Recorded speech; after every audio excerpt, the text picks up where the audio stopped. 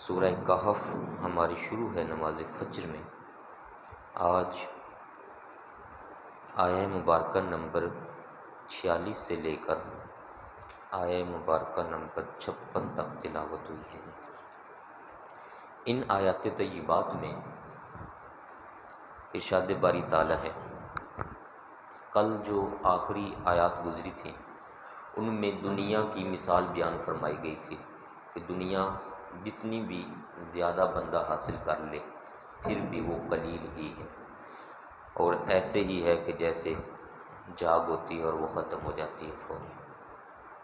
آگے ارشاد باری تعالیٰ ہے، وَيَوْمَ نُسَيِّرُ الْجِبَالَ، جب قیامت کا دن آئے گا تو فرمایا ہم پہاڑوں کو اپنی جگہ سے چلا دیں گے، پہاڑ چلنا شروع ہو جائیں گے۔ اور وَتَرَى الْأَرْضَ بَارِزَةً، اور تم دیکھو گے زمین ایسے ہوگی جیسے میدان ہوتا ہے، کوئی پہاڑ نہیں رہے گا اوپر۔ یہ ایک منظر ہے۔ قرآن عظیم میں مختلف مقامات پر کئی ایسی آیات ارشاد باری تعالیٰ کے اندر موجود ہیں جن میں قیامت کا نقشہ دنیا والوں کو اللہ پاک نے بیان فرمایا ہے کہ یہ اپنا دل صرف دنیا سے نہ لگائیں، اپنی توجہ آخرت کی طرف رکھیں۔ اور اصل ایمان والا جو مومن شخص ہے یہ اس کی پہچان ہوتی ہے تو اپنا کوئی بھی کام کرتے ہوئے آخرت کو بھولتا نہیں ہے۔ 30ویں پارے میں آتا ہے اذا السماء انفطرت، جب آسمان پھٹ جائے گا، وَإِذَا الْكَوَاكِبُ انتَثَرَتْ، اور ستاروں کو بھی بکھیر دیا جائے گا، وَإِذَا الْبِحَارُ فُجِّرَتْ، سمندر، دریا، سمندر ان ساروں کو پھاڑ دیا جائے گا، وَإِذَا الْقُبُورُ بُعْثِرَتْ، اور جب قبروں کو کھول دیا جائے گا، قبریں کھل جائیں گے، عَلِمَتْ نَفْسٌ مَا قَدَّمَتْ وَأَخَّرَتْ، تب ہر بندہ جان لے گا پیچھے کیا چھوڑ کے آیا اور آگے کیا بھیجا ہوا ہے۔ اِذَا الشَّمْسُ كُوِّرَتْ، جب سورج کو بھی لپیٹ دیا جائے گا۔ بڑے مقامات پر اس طرح کے آتے ہیں۔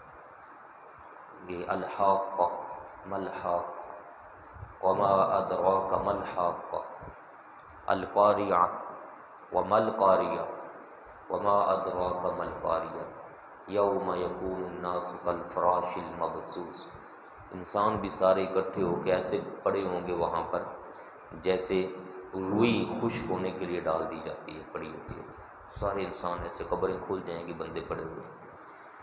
تو اللہ پاک فرماتا ہے زمین اس دن بالکل ظاہر ہو جائے گی۔ یہ اذا زلزلت الارض زلزالها واخرجت الارض اثقالها وقال الانسان ما لها، انسان کہے گا اس کو کیا ہو گیا، یومئذ تحدث اخبارها، زمین بولنا شروع ہو جائے گی، جو اوپر کیا ہوگا وہ سب گواہی دے گی اس بندے نے میرے اوپر یہ کام کیا ہوگا۔ اللہ تعالی ہماری حفاظت فرمائے اور بڑی آزمائش سے محفوظ رکھے۔ تو فرمایا زمین بالکل ظاہر کر دی جائے گی، اور وحشرناہم، ہم سارے انسانوں کو شروع سے آخر تک سب کو اکٹھا کر لیں گے، فلم نغادر منہم احدا، کسی ایک کو بھی پیچھے نہیں رہنے دیں گے۔ کوئی کہے کہ میں سائڈ پہ رہ جاؤں گا، ایسا نہیں ہو سکتا۔ صحیح بخاری شریف کے اندر آتا ہے ایک بندہ پہلی امتوں میں تھا جس نے بڑے گناہ کیے تھے، بڑے گناہ کیے تھے، بڑے گناہ کیے تھے، آخری وقت جب آیا تو اپنے بچوں سے کہنے لگا کہ میں اتنا گناہ گار ہوں، اللہ تعالیٰ کی بارگاہ میں حاضر نہیں ہو سکتا، مجھے خطرہ ہے اگر اس نے مجھے قابو کر لیا، میرے اوپر قابو پایا، گرفت پائی تو ایسا مجھے عذاب دے گا کہ میں سوچ بھی نہیں سکتا، تو میں یہ چاہتا ہوں کہ جب میں مر جاؤں تو میرے جسم کو جلا دینا، جلا کر اس کی راکھ کچھ ہواؤں میں اڑا دینا، کچھ دریاؤں میں بہا دینا، کچھ زمین میں کسی جگہ پھیلا دینا، اکٹھی راکھ بھی نہ رکھنا۔ تو بچوں نے وصیت پر عمل کر دیا، مر گیا، جلا دیا، وصیت پر عمل ہو گیا۔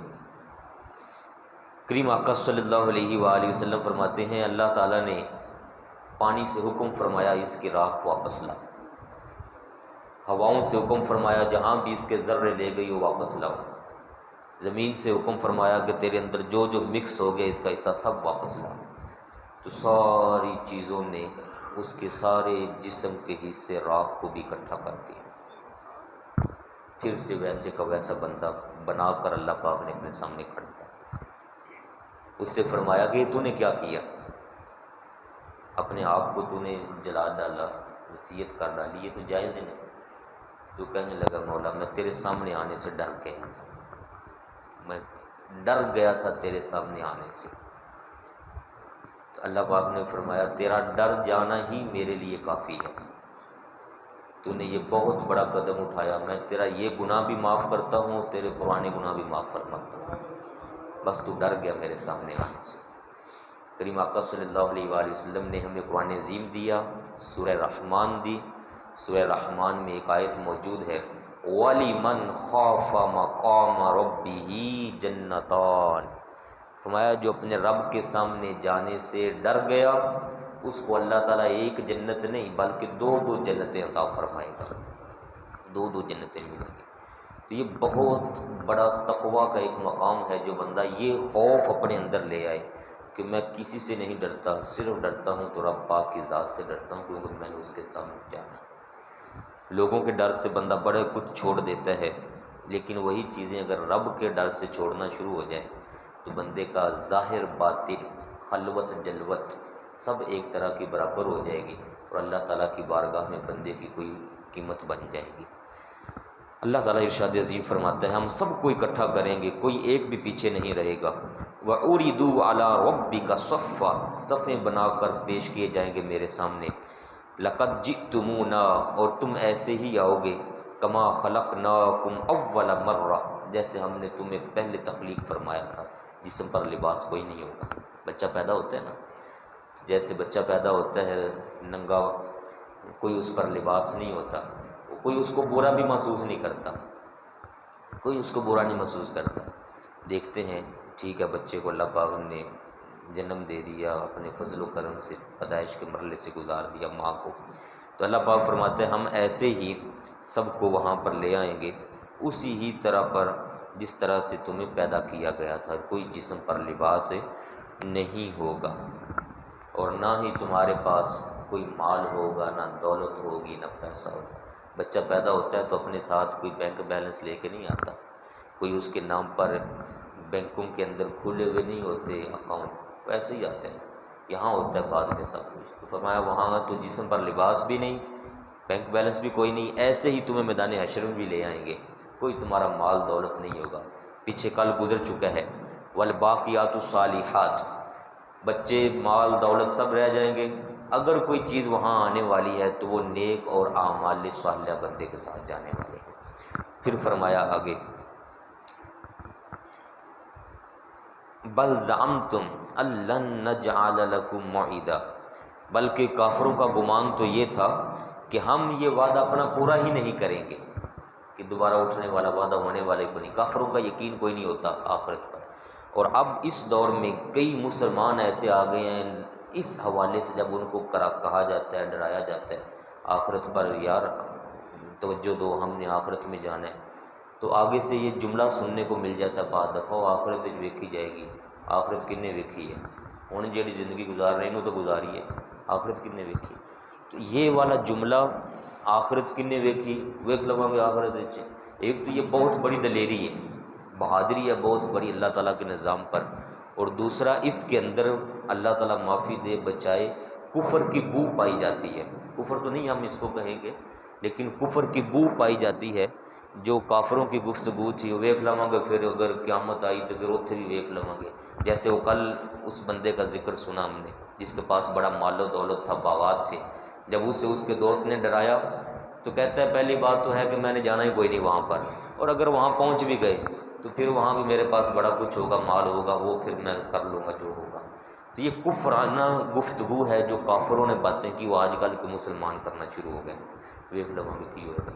ایسی گفتگو ہرگز مسلمان کو زیب نہیں دیتی، اس طرح گفتگو پہ بندے کو دلیر کر دیتی ہے، وہ آہستہ آہستہ آہستہ آہستہ پھر آگے بڑے بڑے کاموں کی طرف، بڑے بڑے جملوں کی طرف گفتگو، اور گناہوں والے جو الفاظ ہوتے ہیں، کفر والے الفاظ ہیں، وہ بکنا شروع ہو جاتا ہے۔ اللہ تعالیٰ ہماری حفاظت فرمائے ایسی گفتگو سے بھی۔ تو فرمایا تمہارا گمان تو یہ تھا کہ ہم یہ وعدہ کر ہی نہ پائیں گے اٹھانے والا۔ وَوُضِعَ الْكِتَابُ، کتاب کھول دی جائے گی سامنے، یہ والی کتاب کھول دی جائے گی۔ فَتَرَى الْمُجْرِمِينَ مُشْفِقِينَ، تو مجرم اور جو مشفق ہوں گے اپنے اوپر ظلم کرنے والے، یہ سب دیکھ لیں گے، یہ ڈرتے ہوئے دیکھیں گے ساری چیزیں۔ وَيَقُولُونَ، اور جب ان کے سامنے وہ کھولا جائے گا تو کہیں گے یا ویلتنا، ہائے خرابی، ما لہذا الکتاب، اس کتاب کو کیا ہے، لا یغادر صغیرۃ ولا کبیرۃ الا احصاها، یہ تو نہ ہی کوئی چھوٹی سے چھوٹی بات چھوڑتی ہے اور نہ ہی کوئی بڑی سے بڑی بات چھوڑتی ہے، سب کچھ ہی اس نے اپنے اندر لکھ لیا ہوا ہے۔ یہ کہا جائے گا مشفقین مجرمین کی طرف سے، اس کتاب کو کیا ہو گیا، کوئی نکی تو نکی گل بھی نہیں چھڈی ہے، وڈی تو وڈی گل بھی نہیں چھڈی، سب کچھ ان کے اندر لکھا ہوا ہے۔ شاید آپ کو یاد ہو، میں نے چند دن پہلے کہا تھا کہ یہ جو آج کل موبائل آ گیا، اس موبائل کے اوپر جو انگلیاں استعمال ہوتی ہیں، یہ چلتی ہیں ایسے کر کے، اوپر چلی گئی نیچے آ گئی، ٹائپ ہو رہا ہے، یہ سب کچھ اس کے اندر سیو ہو رہا ہوتا ہے۔ ان انگلیوں کے اندر یہ سیو ہو رہا ہے کہ اے کو دبایا ہے، بی کو دبایا ہے، سی کو دبایا ہے، الف لام میم کو دبایا ہے، کس کو دبایا ہے، یس کو، اوکے کو، نو کو، کس کو کیا ہے، یہ سب ان کے اندر سیو ہو رہا ہے۔ یہ ایسے ہی ہے جیسے میموری کارڈ کے اندر چیزیں سیو ہو جاتی ہیں، یہ ٹیکنالوجی ہے، اور ان چیزوں کے اندر سیو کر لینا یہ اللہ تبارک و تعالیٰ کا نظام ہے۔ اور پیچھے بھی گزر چکا، میں نے وہاں قرآن پاک کی آیتیں بھی آپ کو سنائی تھیں، سورہ یاسین کے اندر بھی آیت ہے، تو وہاں یہ انگلیوں کے پورے بھی گواہی دیں گے کہ یہ ہماری انگلیوں سے کیا کام لیتا رہا ہے، پاؤں کے پورے گواہی دیں گے کیا کام لیتا رہا ہے۔ اس لیے بندے کو سوچ سمجھ کر چلنا ہے کہ ہر چیز میری لکھی جا رہی ہے۔ یہ جو انگوٹھے لگواتے ہیں نا، انگوٹھے لگواتے ہیں، فنگر پرنٹ، پوری دنیا کے انسانوں کے یہ انگوٹھا ایک کا دوسرے سے نہیں ملتا، سب کے جدا جدا ہے، کروڑوں اربوں لوگ ہیں، سب کے جدا جدا ہیں۔ تو یہ جو بندہ ایک موبائل پر ایک بندے نے کچھ دبایا، دوسرے بندے نے کچھ دبایا، تیسرے بندے نے کچھ دبایا، ہر ایک کا جدا جدا انگلیوں کے اندر سیو ہو جائے گا۔ اللہ تبارک و تعالیٰ ان سے بھی پوچھ لے گا، بتاؤ۔ تو مشرک اور مجرم کہتے ہیں کہ اس کتاب کو کیا ہو گیا، کوئی چھوٹی سے چھوٹی بات بھی نہیں اس نے چھوڑی، سب کچھ لکھا ہوا ہے اس میں۔ کتنا بڑا ظلم کرنے والا ہے وہ شخص اپنے اوپر جو اس طرف توجہ نہیں دیتا۔ کریم آقا صلی اللہ علیہ وآلہ وسلم ایسے فرامین جاری کر کے تو اپنے دونوں ہاتھ مبارک بلند فرما دیا کرتے تھے، اور اللہ پاک کو گواہ بنایا کرتے تھے آپ صلی اللہ علیہ وآلہ وسلم، اللہم حل بلغت، اللہم حل بلغت، اللہم حل بلغت۔ اس کا مطلب ہے اللہ تو سن رہا ہے، کیا میں نے اپنا پیغام پہنچا دیا، کیا میں نے اپنا پیغام پہنچا دیا، اے اللہ تو گواہ رہنا میں نے اپنا پیغام پہنچا دیا۔ یہ آپ صلی اللہ علیہ وسلم دونوں ہاتھ بلند فرماتے، صحابہ فرماتے ہیں علی مردوان، آپ صلی اللہ علیہ وسلم کا جو آستین کا چوغا مبارک کی آستین ہوتی تھی یہ کھلی ہوتی تھی، تو ہم وہ بغل مبارک کی سفیدی جو نورانی سفیدی نکل رہی ہوتی تھی ہم وہ بھی دیکھ لیا کرتے تھے، اس کے اندر سے بھی نظر آ جایا کرتی تھی۔ تو آپ صلی اللہ علیہ وسلم اس طریقے سے ہمیں ہماری ساری آپ کی اپنی امت کو یہ خوف دلایا ہے کہ ڈرو اللہ پاک کے سامنے حاضر ہونے سے۔ پھر آگے ارشاد باری تعالیٰ ہے وَوَجَدُوا مَا عَمِلُوا حَاضِرًا، جو بھی کیا ہوگا دنیا میں سب وہاں کھلا سامنے پڑا ہوگا، وَلَا يَظْلِمُ رَبُّكَ أَحَدًا، تمہارا رب کسی ایک بندے پر بھی ظلم نہیں کرنے والا، وہ جو کرے گا وہ سب کے ساتھ انصاف ہوگا۔ اور یاد کرو وہ وقت، وَإِذْ قُلْنَا، جب ہم نے فرمایا تھا ملائکہ سے اسجدوا لآدم، سب سجدہ کرو حضرت آدم علیہ السلام سے. فسجدو، سب سجدے میں چلے گئے. الا ابلیس، ابلیس نے نہ کیا. کان من الجن، یہ جنوں میں سے تھا، آگ کا بنا ہوا تھا. یہ بعد دفعہ سوال آتا ہے کہ یہ جن فرشتوں میں سے تھا. فرشتوں میں سے جن، یہ ابلیس یہ فرشتوں میں سے نہیں تھا. فرشتے سارے کے سارے ملائکہ ان کو کہا جاتا ہے، وہ نور کے بنے ہوئے ہیں. اور یہ ابلیس عزازیل جس کا نام تھا، یہ جنوں میں سے تھا. تو اپنی عبادت گزاری کی وجہ سے اللہ پاک نے اس کو یہ مقام دیا تھا کہ اس کو فرشتوں کے ساتھ ملایا ہوا تھا. اور وہاں پھر یہ کئی باتیں بھی جس کو ہم ٹیچ کہتے ہیں، ٹیچنگ کرنا، یہ وہاں کر لیا کرتا تھا فرشتوں کے ساتھ بھی.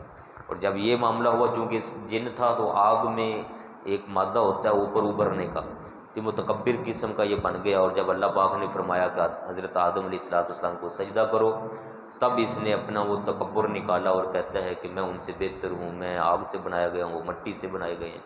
پیچھے بھی ایسی کئی آیات گزر چکی ہوئی ہیں. تو فَفَسَقَ عَنْ أَمْرِ رَبِّهِ، اس نے اپنے رب کے حکم سے منہ موڑ لیا اور نافرمانی کی. اللہ پاک پوچھتا ہے، اللہ تعالیٰ پوچھتا ہے أَفَتَتَّخِذُونَهُ وَذُرِّيَّتَهُ أَوْلِيَاءَ، تو کیا تم اس کو اور اس کی اولاد کو اپنا دوست بناؤ گے، من دونی، مجھ رحمان کو چھوڑ کر، مجھ رحمان کو چھوڑ کر اس ابلیس کو اور اس کی ذریت کو اپنا دوست بنا لو گے. وَهُمْ لَكُمْ عَدُوٌّ، حالانکہ وہ تم سب کا دشمن ہے، اور میں تم سب کے لیے رحمان بھی ہوں اور رحیم بھی ہوں. تو اس کو دوست بناؤ گے؟ اب سمجھو میرے پیارے بھائیو، ہم کتنی بڑی چال کے اندر پھنسے ہوئے ہیں. میں بار بار یہ لفظ بولتا رہتا ہوں کہ ہر وہ کام جو شیطانی چال ہے اس سے اپنے آپ کو نکالیں. یہاں وہ بیٹھے ہیں حاجی صاحب، حاجی صاحب ذرا اپنی زیارت کروائیے گا، حاجی محمود صاحب. اب ان کو دیکھ لیجیے سارے بھائی ایک بار، ماشاء اللہ. انہوں نے خود ہاتھ پھیرنے بھی شروع کر دی. یہ مجھے چوتھ پرسوں ادھر ملے تو کہنے لگے کہ یار پہلے میں اپنی محبت میں رہ رہا تھا، اپنی مرضی میں، لیکن 2-4 دفعہ یہاں سنا بار بار بار بار بار بار نبی پاک کے سامنے جانا ہے، نبی پاک کے سامنے جانا ہے، نبی پاک کے سامنے جانا ہے. ان کی آنکھوں سے تھوڑے تھوڑے تر تر آنسو نکل رہے تھے. مجھے کہتے کہ اب آپ دیکھو کہ میری داڑھی شریف ویسی ہوگی کہ میں نبی پاک کے سامنے داڑھی شریف کم از کم لے کے جا سکتا. مجھے خوشی ہوئی، میں نے کہا اللہ پاک کرم فرمانے والا ہے. تو اللہ پاک فرماتا ہے تم شیطان کی مانو گے، اس کی ذریت کی مانو گے، مجھے چھوڑو گے، میرے نبی پاک کو چھوڑو گے، شیطان کے پیچھے جاؤ گے، وہ تمہارا دشمن ہے، اور میں تمہارے لیے رحمان ہوں، رحیم ہوں. ساری کائنات کی نعمتیں میں نے تمہارے لیے بنائی ہوئی ہیں، تم اس کے پیچھے جاؤ گے. اللہ اکبر. اور جو چلے گئے شیطان کے پیچھے، بت پرستی شروع کر دی، معبود اور بنا ڈالے، رب تعالیٰ کو معبود بھی چھوڑ دیا، اس کی عبادت بھی چھوڑ دی. تو اللہ پاک فرماتا ہے ما اشہدتہم خلق السماوات والارض، یہ جن بتوں کو تم پوجتے ہو ان میں سے تو کوئی بھی موجود نہیں تھا جب میں نے یہ زمین و آسمان تخلیق فرمائے تھے. کیا تھے یہ؟ کچھ بھی نہیں تھا، سب کو میں نے اپنے فضل سے بنایا. ولا خلق انفسہم، اور نہ خود جب یہ پتھر میں بنا رہا تھا تو نہ ہی یہ خود ان کو پتہ تھا کہ ہمیں بنایا جا رہا ہے. ان کو تو کچھ بھی نہیں پتہ جن کے پیچھے تم بھاگتے جا رہے ہو. وما کنت متخذ المضلین عضدا، اور نہ ہی میری یہ شان ہے کہ میں گمراہ کرنے والوں کو اپنا دوست اور مددگار بنا لوں. یہ تو گمراہ کرنے والے ہیں سارے شیطان، ان سے میں مدد کیوں لوں. وَيَوْمَ يَقُولُ، جب حشر کا دن ہوگا اس دن ہم فرمائیں گے، ان سے کہیں گے نادو، بلاؤ، شرکا، جن کو تم پوجتے تھے، الذین زعمتم، جو تمہاری سوچوں میں تمہارے معبود تھے.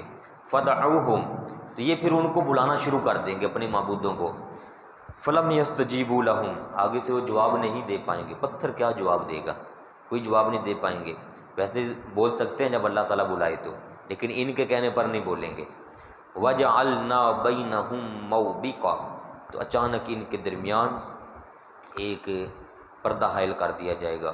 اور یہ اللہ پاک فرماتا ہے ورأى المجرمون النار، مجرموں کے سامنے آگ آ جائے گی. فظنوا انہم مواقعوها، سب سوچ لیں گے کہ بس اب یہ جہنم کی آگ میں گرائے جانے والے ہیں۔ اللہ تعالیٰ فرماتا ہے وَلَمْ يَجِدُوا عَنْهَا مَصْرِفًا، اس آگ سے پھرنے کا، بچنے کا راستہ یہ نہیں پا سکیں گے، ان کو راستہ نہیں ملے گا اس آگ سے بچنے کا۔ لیکن ایمان والوں کے لیے خوشخبری ہے، ایمان والوں کے لیے، اچھے اعمال کرنے والوں کے لیے، کہ اللہ پاک نے ان کے لیے وہاں محبوب نبی کریم صلی اللہ علیہ وآلہ وسلم کے ذریعے شفاعت کا دروازہ کھلا رکھا ہوا ہے۔ لیکن پھر بھی کریم آقا علیہ السلام نے فرمایا تھا، اماں جان عائشہ صدیقہ رضی اللہ تعالیٰ عنہا سے بھی فرمایا تھا، اور دوسرے فرمانے اماں جی سیدہ فاطمہ الزہرا رضی اللہ تعالیٰ عنہا سے بھی فرمایا تھا کہ تم چاہتی ہو، یہ اماں جی سیدہ فاطمہ الزہرا رضی اللہ عنہا حدیث پاک، کہ تم چاہتی ہو کہ اللہ پاک تمہیں جنتی عورتوں کی سرداری عطا فرما دے؟ انہوں نے کہا کیوں نہیں یا رسول اللہ صلی اللہ علیہ وسلم۔ آپ نے فرمایا پھر عبادت کے ذریعے میری مدد کرو، عبادت کے ذریعے میری مدد کرو۔ مطلب یہ تھا کہ زیادہ عبادت کرو، جیسے مقام بندے کو زیادہ ملے پھر اس کو اتنا ہی زیادہ اللہ پاک کی بارگاہ میں جھکنا بھی چاہیے۔ مقام تو مل گیا، اعلان تو ہو گیا، لیکن اب یہ سن کر کبھی بھی اپنی عبادت میں اسی حد تک مت رہنا، بلکہ اس سے آگے بڑھو اور آگے بڑھو اور آگے بڑھو اللہ پاک کو راضی کرنے کی طرف۔ تو جب شفاعت کا دروازہ کھلنا ہے ہمارے لیے تو ہمیں یہ نہیں کہ بس اس امید پر موجیں کرنا شروع ہو جائیں، نہ، بلکہ اور نیکیوں کی طرف بڑھنا چاہیے، تاکہ آقا کریم صلی اللہ علیہ وآلہ وسلم خوش ہوں کہ میرا امتی باوجود میری رحمت کی امید لگائے پھر بھی میری بارگاہ میں، اللہ تعالیٰ کی بارگاہ میں اپنے آپ کو آگے بڑھانے کے لیے محنت کر رہا ہے۔ اللہ تعالیٰ بڑا خوش ہوگا۔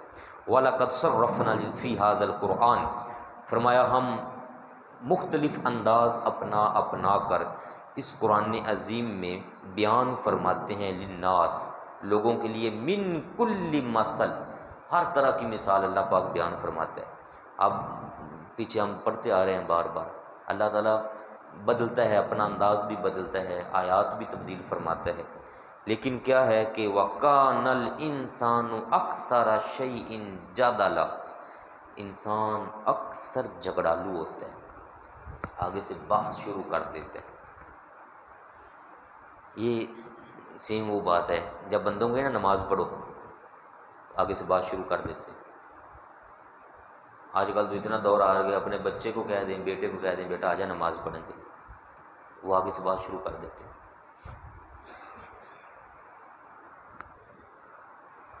ایک بار ایسے ہوا، یہ والی آیت امیر المومنین سیدنا مولا علی شیر خدا رضی اللہ تعالیٰ عنہ آرام فرما رہے تھے، ادھر سے جماعت اذان کا ٹائم نکل گیا، آرام فرما رہے تھے، اور یہ نیند کا آ جانا اور سویا ہی رہ جانا اور اٹھ ہی نہ پانا، ایک ہے کہ بندہ نہ اٹھنے کا عادی ہو جائے، عادت ہی بنا لے بس ٹھیک ہے، ایک ہے کہ بندہ روٹین میں تہجد پڑھتا ہے، روٹین میں نمازیں پڑھتا ہے، پابند ہے، لیکن کبھی کوئی ایسا وقت آ گیا کہ نہ اٹھ پایا، تو کبھی کوئی ایسا وقت آئے کہ نہ اٹھ پائے تو اس پر پھر مواخذہ نہیں ہوتا، اس پر گرفت نہیں ہوتی، اس پر پکڑا نہیں جاتا کہ کیوں نہیں اٹھے، کیونکہ روٹین میں پتہ ہے کہ بھائی اس شخص کی جو عادت ہے وہ ایسی نہیں ہے بلکہ یہ پابند ہے، لیکن ہو گیا ایسا۔ اس طرح کے دو واقعات آتے ہیں، کریم آقا صلی اللہ علیہ وآلہ وسلم سفر سے واپسی پر تشریف لا رہے تھے تو رات کے پچھلے پہر تھکاوٹ تھی سفر والوں سارے مسافروں کو، آپ نے رکنے کا حکم فرمایا۔ حضرت بلال رضی اللہ تعالیٰ عنہ نے یہ اپنے ذمہ لے لیا کہ حضور آپ بھی تھوڑی دیر آرام فرما لیں، میں آپ سب کو اٹھا دوں گا، تو سارے قافلے والے لیٹ گئے۔ حضرت بلال رضی اللہ تعالیٰ عنہ بھی چلتے پھرتے رہے، ادھر ادھر آتے رہے، لیکن تھکاوٹ ان کو بھی ہوئی تو انہوں نے بھی اپنی سواری کے ساتھ ذرا ٹیک لگائی، تو کہا تھوڑی سی کمر کو سیدھا کر لیتے ہیں، آرام دے لیتے ہیں، ان کی بھی آنکھ لگ گئی۔ ادھر سے سورج نکل آیا، سورج نکل آیا، آپ صلی اللہ علیہ وآلہ وسلم سب سے پہلے بیدار ہوئے، آپ نے سورج کو دیکھا، حضرت بلال رضی اللہ تعالیٰ عنہ کو دیکھا تو وہ بھی ٹیک لگا کے تو آرام فرمایا۔ آپ تشریف لائے، آپ نے حضرت بلال کو اٹھایا، حضرت بلال آپ تو کہہ رہے تھے کہ آپ ہم سب کو اٹھانے والے ہیں، انہوں نے بھی دیکھا کہ اتنا ٹائم ہو گیا پتہ نہیں چلا، بڑا پیارا جملہ بولا انہوں نے، عرض کرنے لگے کہ یا رسول اللہ صلی اللہ علیہ وسلم، جس پاک ذات نے آپ کو سلائے رکھا اسی پاک ذات نے مجھے بھی سلائے رکھا۔ آپ صلی اللہ علیہ وآلہ وسلم مسکرا دیے، فرمایا چلو اٹھو پھر وضو کا اہتمام کرو اور اذان پڑھو، ہم نے بھی نماز پڑھنی ہے۔ تو اس دن پھر آپ نے سورج نکلنے کے بعد جماعت نماز فجر کروائی تھی، کیونکہ وہ سارے ہی رہتے تھے۔ اس سے پھر فقہا نے مسئلہ بھی نکال لیا کہ اگر کبھی کوئی ایسا وقت آ جائے کہ سارا محلہ ہی جماعت نماز قائم نہ کر پائے اور وقت بھی نکل جائے اور پھر لوگ اکٹھے ہو جائیں، تو ان کو پورے اہتمام کے ساتھ اذان پڑھ کے جماعت کروانی ہے، تکبیر کے ساتھ جماعت کروانی چاہیے پورے اہتمام کے ساتھ، کیونکہ وہ پہلے جماعت کروا ہی نہیں سکے۔ اس سے وہ مسئلہ نکلا۔ یہ واقعہ میں نے اس لیے سنایا کہ ہمارے ذہن وہ کسی منفی پہلو کی طرف نہیں جانا چاہیے، نیگیٹو سوچ نہیں آنی چاہیے، جو میں اس آیت پر سنانے لگا تھا۔ مولا علی شیر خدا رضی اللہ تعالیٰ عنہ بھی ایک دن مدینہ پاک کے اندر اسی طرح آرام فرماتے رہ گئے۔ کریم آقا صلی اللہ علیہ وآلہ وسلم تشریف لائے تو آپ نے دیکھا کہ ابھی آرام فرما رہے ہیں، آپ نماز پڑھ کے تشریف لائے تھے۔ آپ نے آگے حضرت علی رضی اللہ تعالیٰ عنہ کو اٹھایا تو وہ بھی آگے سے یہی جملہ بولنے لگے، کہتے ہیں یا رسول اللہ صلی اللہ علیہ وسلم، جو پاک ذات اٹھاتی ہے اسی نے آج سلائے بھی رکھا۔ آپ نے پہلے یہ جملہ ارشاد فرمایا تھا کہ علی ابھی نماز نہیں پڑھو گے، عبادت نہیں کرو گے، ٹائم بہت ہو گیا۔ انہوں نے کہا حضور بس جو ذات اٹھاتی ہے اسی نے سلائے بھی رکھا۔ تو آپ وہاں سے واپس ہوئے تو آپ یہ آیت پڑھتے جا رہے تھے، وَقَانَ الْإِنسَانُ أَكْثَرَ شَيْءٍ جَدَلًا، کہ آگے سے جدلا دلائل دینا شروع ہو جاتے ہیں انسان۔ حضرت مولا علی رضی اللہ تعالیٰ عنہ فوری طور پر اٹھے، انہوں نے وضو کیا، نماز پڑھی، آپ صلی اللہ علیہ وسلم کے پیچھے گئے۔ آپ نے فرمایا کہ اللہ پاک کا فرمان مجھے یاد آ گیا، میں نے پڑھ دیا، لیکن وہ تمہارے لیے نہیں تھا، تمہارے لیے نہیں تھا۔ یہ آگے مفسرین نے محدثین نے اس کی تشریح لکھی ہے۔ تو اس سے میں ایک بات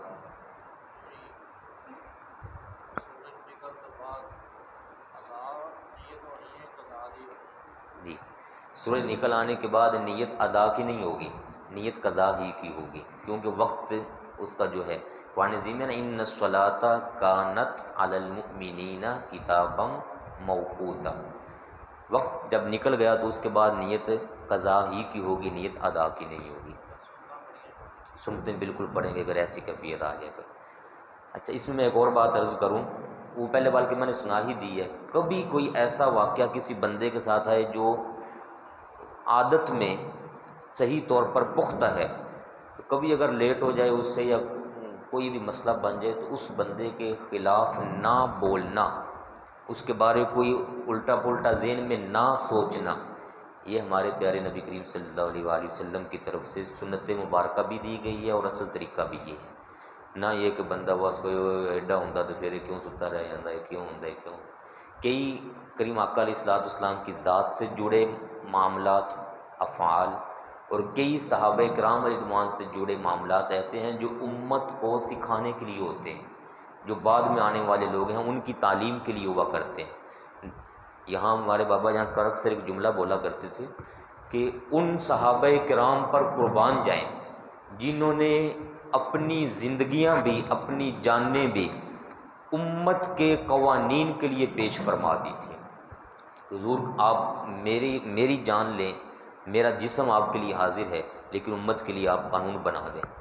وہ انہوں نے جو کیا وہ حقیقت میں ساری کائنات کی جو افرادیت ہے قانون بنانے کے لیے یہ کیا گیا تھا، اس پر کوئی غلط سوچ بندے کے دماغ میں نہیں آنی چاہیے۔ تو اللہ پاک فرماتا ہے وما منع الناس، لوگ ایمان لانے سے رک کیوں گئے جب کہ ان کے پاس ہدایت بھی آ چکی تھی، ان کو استغفار کا موقع بھی دیا گیا، سوائے یہ کہ وہ کہتے تھے ان تأتیہم سنت الاولین، ہمارے بڑے ایسے کرتے رہے ہیں تو ہم بھی ایسا ہی کریں گے۔ وہ وڈیاں دے پیچھے لگ کے بت پرستی نہیں چھوڑی انہوں نے۔ او یأتیہم العذاب قبولا، یا پھر یہ بار بار ہم سے عذاب مانگتے تھے، عذاب لاؤ عذاب لاؤ عذاب لاؤ، لیکن اللہ پاک فرماتا ہے کہ ہم ان کو ڈھیل دے رہے تھے۔ وما نرسل المرسلین، ہم نے ان سب کے پاس بھیج دیے انبیاء علیہ الصلوۃ والسلام، مبشرین و منذرین، وہ خوشخبریاں بھی سناتے تھے اچھے کام کرنے والوں کو، ڈراتے بھی تھے برے کام کرنے والوں کو۔ وَيُجَادِلُ الَّذِينَ كَفَرُوا بِالْبَاطِلِ، اور کافر آگے سے ناحق جھگڑا شروع کر دیتے تھے ہمارے انبیاء علیہ السلام کے ساتھ اور پیارے نبی کریم صلی اللہ علیہ وآلہ وسلم کے ساتھ بھی۔ کیوں؟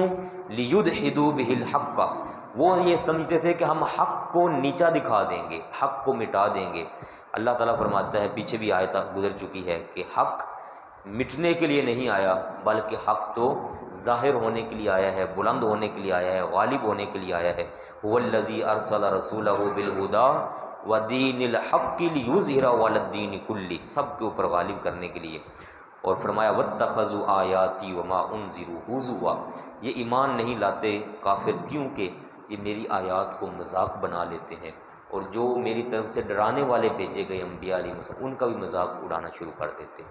اللہ تعالی ہم سب کو ہر قسم کی مذاق والی زندگی سے محفوظ فرمائے اور انبیاء علیہ السلام کی تعلیمات پہ عمل کی توفیق عطا فرمائے۔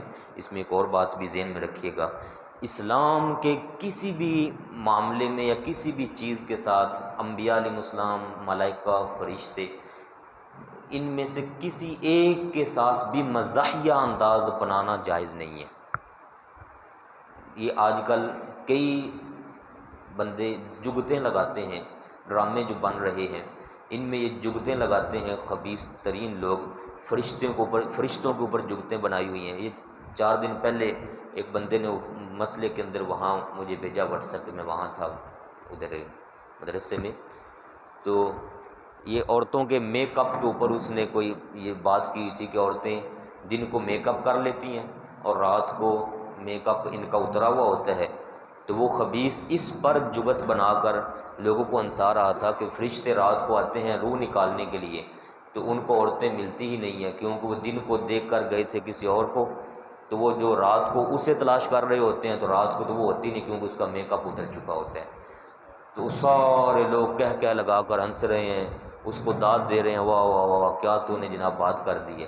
اور اس جملے کو اگر معاذ اللہ نعوذ باللہ لے کر جائیں اسلام کے کٹہرے میں تو یہ جملہ کفریہ جملہ ہے۔